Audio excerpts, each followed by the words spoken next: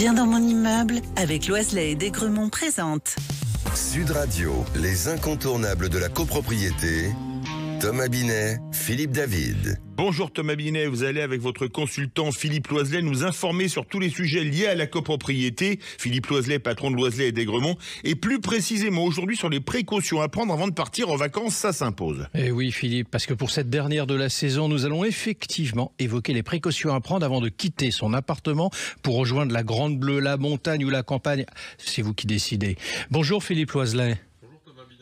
Alors Philippe, quelles mesures sont recommandées lorsque l'on s'absente de chez soi pour quelques jours ou quelques semaines de vacances ? Pour profiter pleinement de la période de vacances sans tracas, il est préférable de bien préparer son départ, surtout lorsqu'on habite en appartement.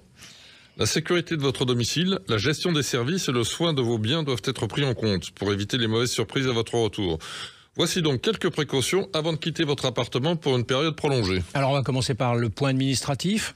Tout à fait, puisque nous parlons habituellement de copropriété ensemble, commençons par cet aspect des choses. Depuis quelques années, à peu près tous les syndics professionnels mettent à la disposition des copropriétaires un site internet dédié à leur copropriété, autrement appelé Extranet. Quel vilain nom. Je ne saurais trop conseiller à tous les copropriétaires d'activer leur espace personnel et d'y aller faire un tour de temps en temps pour prendre connaissance des informations relatives à leur copropriété. Alors doit-on donner ses coordonnées du coup ? Il n'est pas question de donner votre adresse de vacances. En revanche, il est indispensable d'indiquer à votre syndic votre adresse mail ainsi que votre numéro de portable afin que l'on puisse vous joindre au cas où un problème se produirait durant vos vacances. C'est souvent pendant cette période que se situent les gros orages, les engorgements et autres fuites. Et c'est sur l'extranet de la copropriété que vous pourrez fournir de façon sécurisée ces informations. Alors on va voir maintenant les aspects de sécurisation des accès. Oui, la première mesure de sécurité à prendre est de vérifier que toutes les portes et fenêtres sont bien verrouillées. Une porte ou une fenêtre mal fermée peut être une invitation pour les cambrioleurs. Pensez également à fermer les volets, si vous en avez, pour dissuader les intrusions et protéger l'intérieur de votre logement des regards indiscrets. Alors quels sont les moyens que vous connaissez pour dissuader les malfaiteurs ? Mais il est important de donner l'impression que votre appartement est occupé, même si vous êtes en vacances. Vous pouvez utiliser des minuteries pour allumer et éteindre les lumières à certaines heures de la journée. Des systèmes connectés très simples et peu chers permettent de faire cela, et cela peut créer l'illusion de mouvements réguliers dans l'appartement. Vous pouvez aussi laisser une radio ou une télévision en marche à volume modéré, si vous ne partez pas trop longtemps. Alors vous évoquez pas les alarmes, mais pourtant on peut l'en mettre. Oui, si votre appartement est équipé d'un système d'alarme, assurez-vous qu'il est activé avant de partir. Pour renforcer la sécurité, installez des caméras de surveillance à des endroits stratégiques. Aujourd'hui, de nombreux systèmes peuvent être consultés à distance via une application mobile et envoient des alertes, ce qui vous permet de garder un œil sur votre domicile, même à des milliers de kilomètres. Et évitez les sirènes, sauf si vous acceptez le risque de vous brouiller pour quelque temps avec vos voisins. Alors qu'en est-il, Philippe, du courrier, justement ? Une boîte aux lettres qui déborde est un signe évident d'absence prolongée.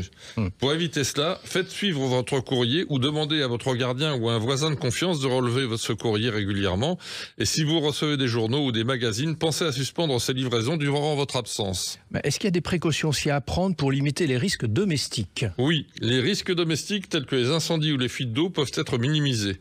Débranchez tous les appareils électriques non essentiels pour éviter les courts-circuits ou les surtensions. Fermez l'arrivée d'eau principale pour prévenir les fuites ou les inondations. Il est également recommandé de couper le gaz si vous avez des installations qui en utilisent. Alors, il y a les voisins, parce qu'on va en parler également. Oui, je vous conseille d'informer vos voisins de votre absence et de leur demander à charge de revanche de garder un œil sur votre appartement. Ils pourront être alertés de toute activité suspecte et intervenir ou vous prévenir en cas de problème.